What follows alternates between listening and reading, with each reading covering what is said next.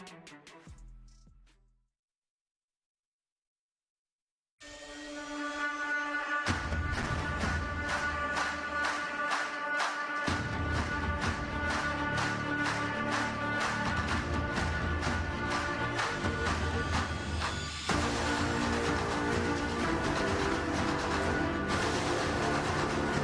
to Training Camp Live, presented by Honda. The Jets back on the practice field here in Florham Park. They say good things happen to those who wait. So if you've been waiting for us to go live, we appreciate your patience. We're off and running here at One Jets Drive. Ethan Greenberg, Eric Allen, joined on set by Ray Mickens in the house. Ray, nice to see you. Man, yeah, it's great to be here. Yeah, great to be seen. So. And you brought some good weather with you? It's a beautiful day here in Florham Park. The offense and the defense have changed the color jerseys. The defense now in white, the offense in green, the quarterbacks, of course, in red. Ray, as you are here for the first time in training camp in 2024, are there players you're trying to look out for, or are you just trying to see what the 2024 Jets team, what they're like right now as a unit? Yeah, so not necessarily looking for players. I think that what I'm looking at and what I'm evaluating myself is the culture, the kind of just the atmosphere and what type of leadership that the players bring in the team in. It's more about leadership, it's more about culture at this point, and then you plug people into that environment and you become a championship type of ball team. So Ray Mickens, a great cornerback for the New York Jets. When you go back and look at your green and white history, what stands out? Man, what stands out? 1998. I know that season stands out for me. Yep. Also, great coaches that I had while I was here. Belichick being a defensive back coach in '97, that stood out for me. Didn't know who he was at that time until I started learning from him. And really just the ownership. Yep. I remember when I first got drafted, Leon Hess was the owner, and much respect to him and his family. He's come out for Thanksgiving, give out those little trucks, those Hess oil trucks or whatever, and then the changing of that, him passing and Woody coming on. I remember actually going through that whole process of bidding on the Jets, and then Woody ended up taking over, and so that's what the Jets remind me of in coming here. Well, we were just watching Sauce Gardner and Aaron Rodgers. Here's DJ Reed. The Jets are warming up right now. We don't really know what's in store for the Jets later, but the Jets this week travel down to Carolina. Actually, our next live show is going to be down in Charlotte, North Carolina. So this is the last one this week from Florham Park.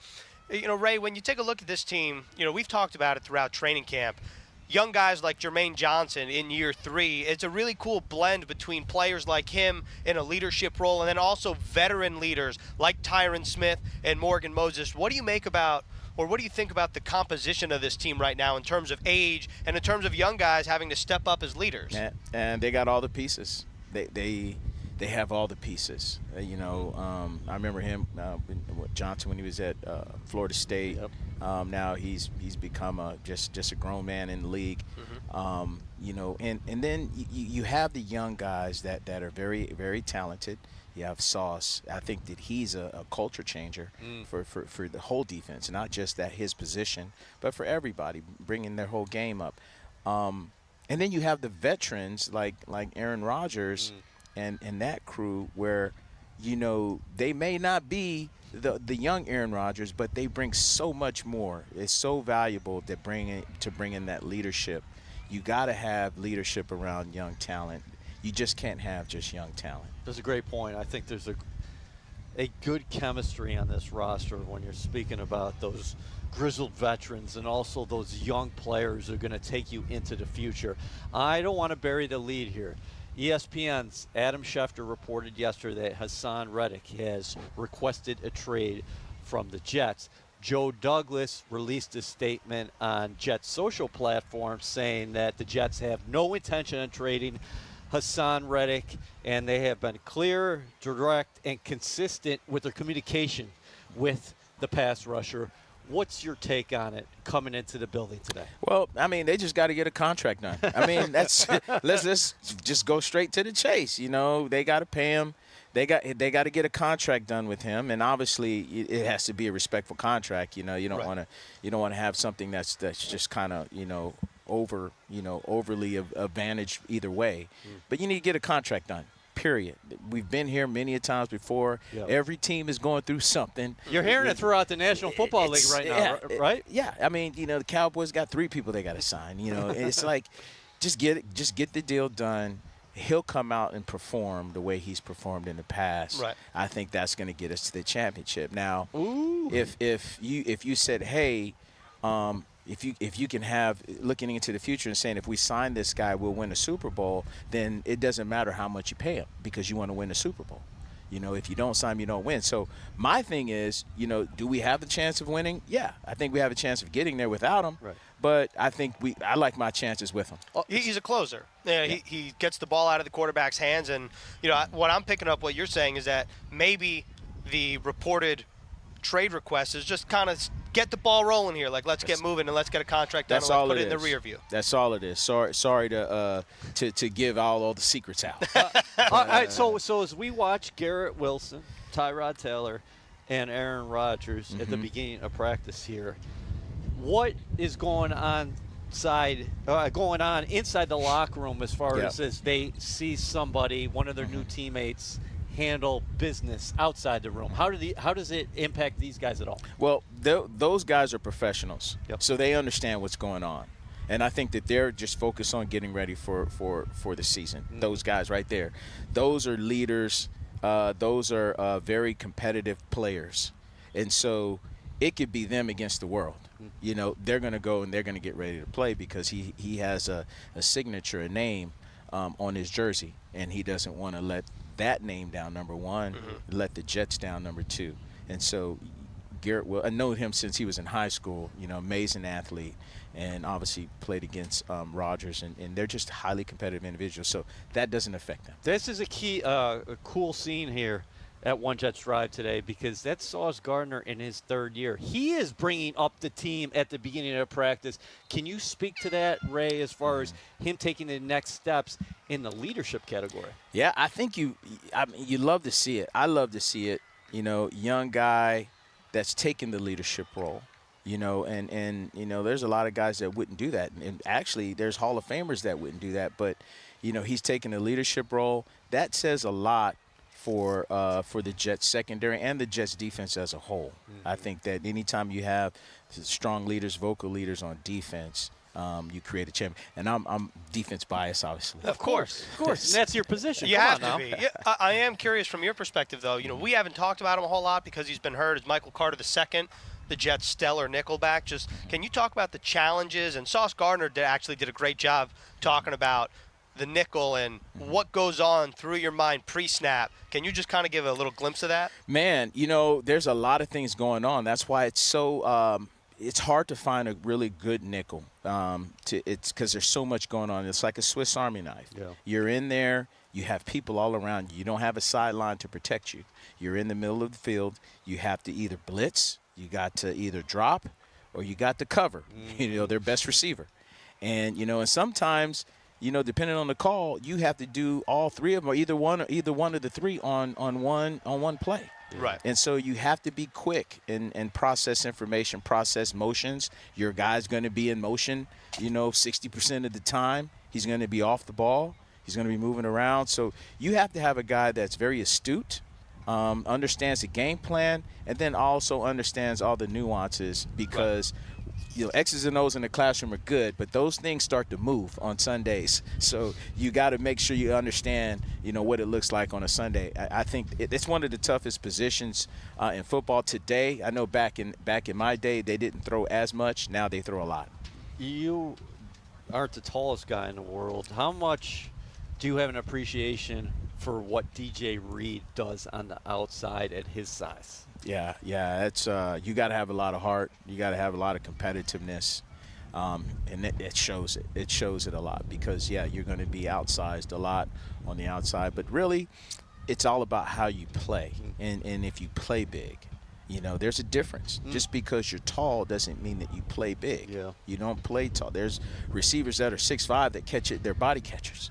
So they're really like a 5'9" receiver. Yeah. And then there's 5'9" receivers that can go get it, like a Garrett Wilson. Yeah. I mean, and he plays bigger than his 6 foot.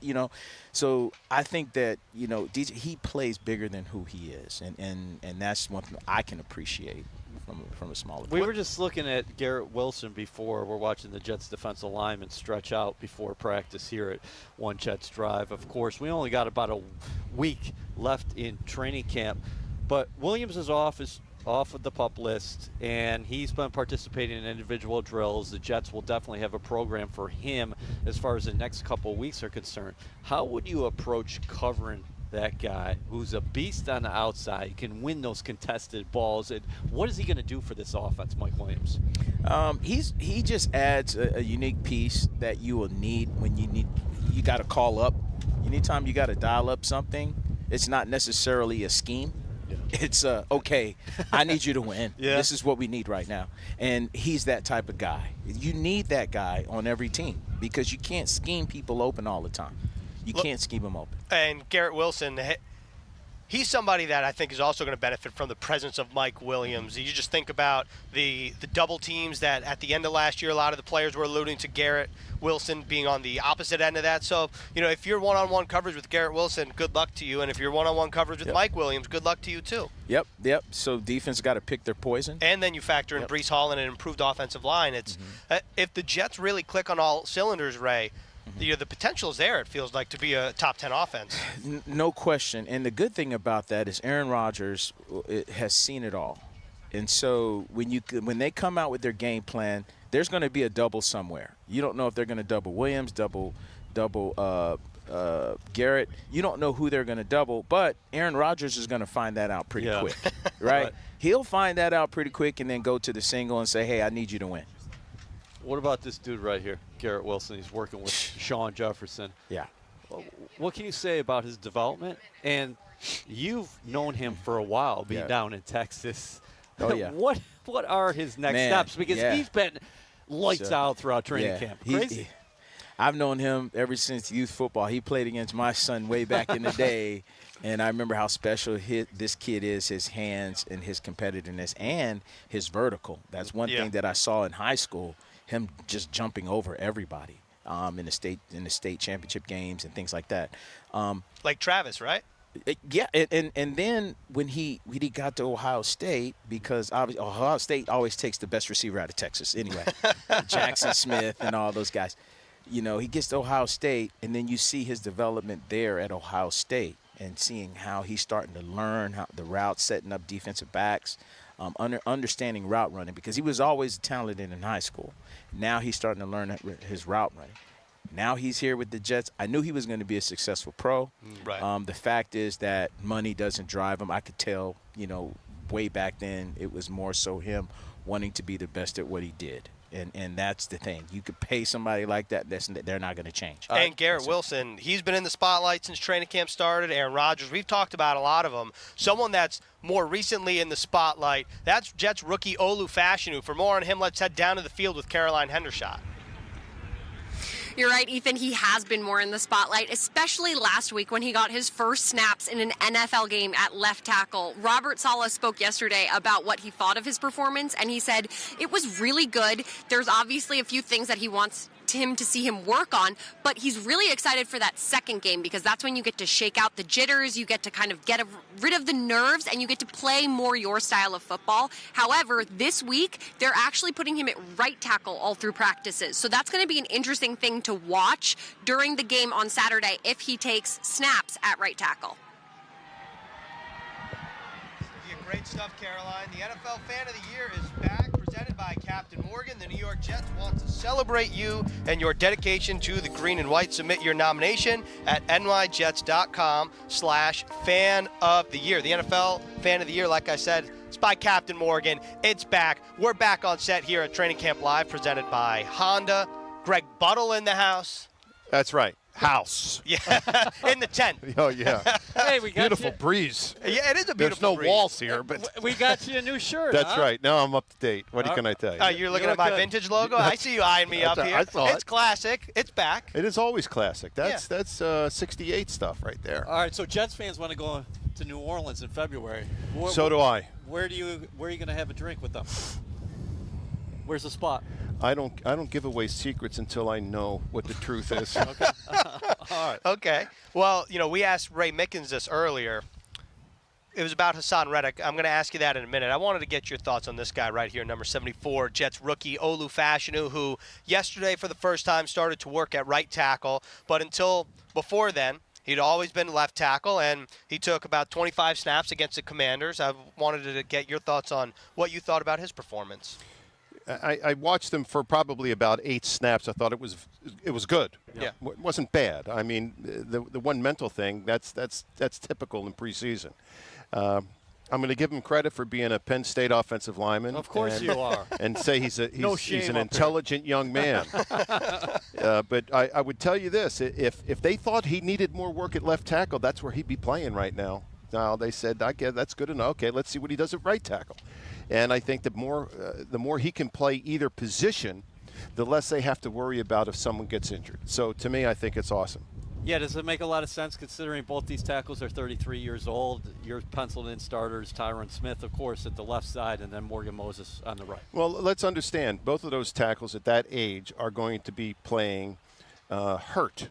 They're not going to be, maybe not injured, but they'll be playing hurt most of the time. And that's the way it works when you get over that age.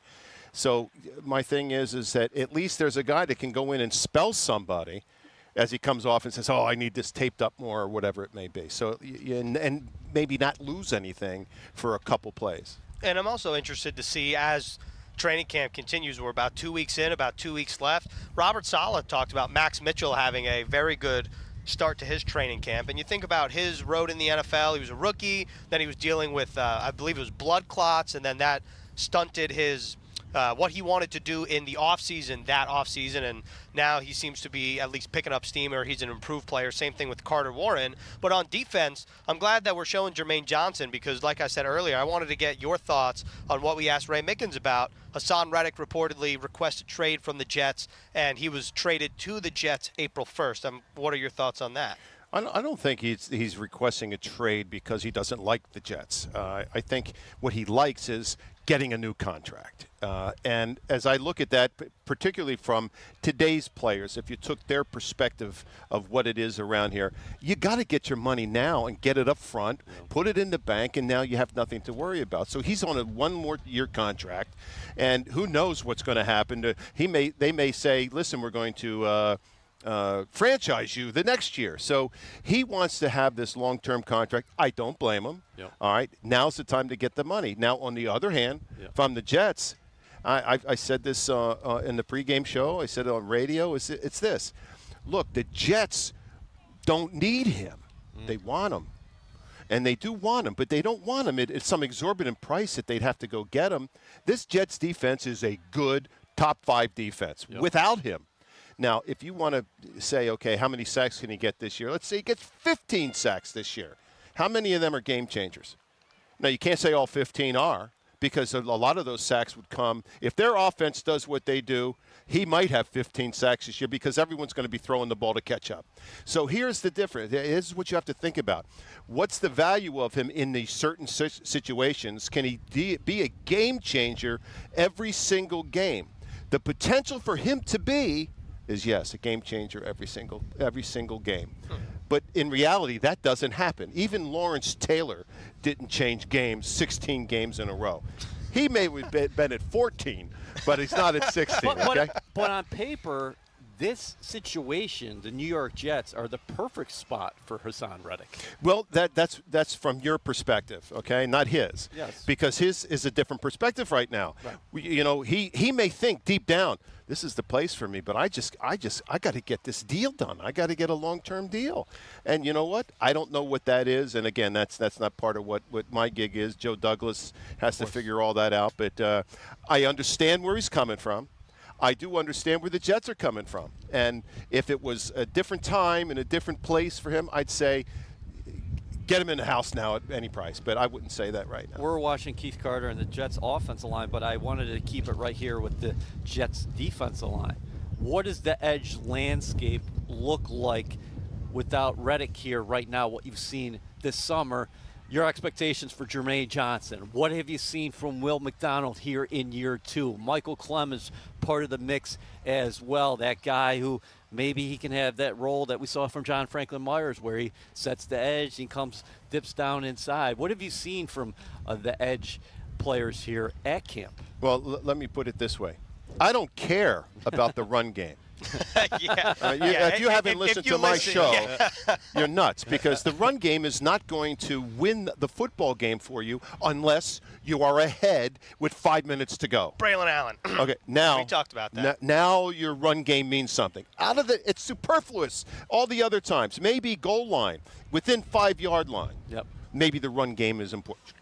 Short yardage, run game may be important, but it's not the difference between scoring a 30-yard pass with a one-handed catch, so you score easy. That's what you have to do. So it's about pass protection, it's about rushing the passer, yes, and it's about being healthy in the fourth quarter, and that's what the Jets do.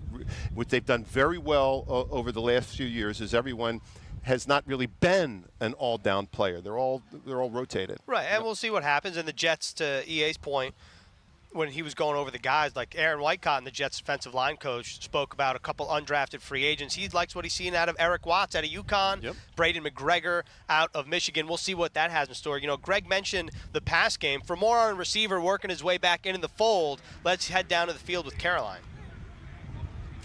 Yeah, I know EA touched on this already with Mike Williams returning back into practice. He's been doing some individual drills. He even went through a walkthrough the other week with the team.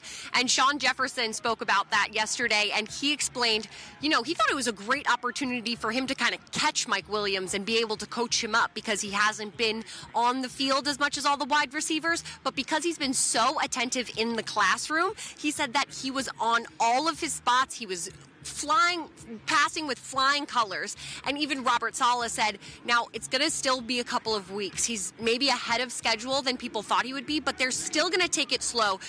Thinking about Breece Hall last year, he didn't have that heavy load in the pass game and the run game until about midpoint last season. So they're going to be really slow with it, integrating him back in different ways. But the biggest point is to remember that Mike Williams' communication with the coaches and the coaches' communication with Mike Williams is really fluid. So when he asks to be pushed a little bit more, they're going to respond.